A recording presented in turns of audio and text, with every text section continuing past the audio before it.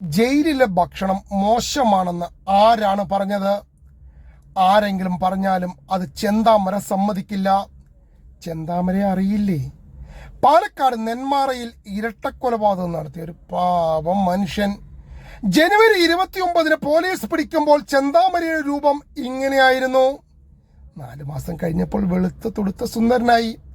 2019 ആദ്യ കൊലപാതക കേസിലെ കുറ്റപത്രം വായിച്ച് കേൾപ്പിക്കുന്നതിന് വേണ്ടി വിയ്യൂരിലെ അതിസുരക്ഷാ ജയിലിൽ നിന്നും പാലക്കാട്ടെ കോടതിയിൽ എത്തിച്ചതാണ് ചെന്താമരയെ.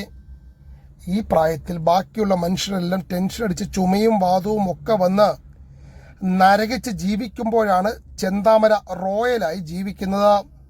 കോടതിയിൽ നിന്നും മടങ്ങുന്നതിനിടയിൽ കുറച്ചു ദൂരം നടക്കേണ്ടി വന്നു. അതിനിടയിൽ മഴ പെയ്തു, ചെറുതായിട്ടൊന്ന് നനഞ്ഞിട്ടുണ്ട്. മറ്റു കുഴപ്പങ്ങളൊന്നും വരില്ലായിരിക്കും. വന്നാലെന്താ, സർക്കാർ ചിലവിൽ ചികിത്സയില്ലേ? നമ്മുടെ നാടിൻ്റെ സിസ്റ്റം ഇങ്ങനെയാണ്.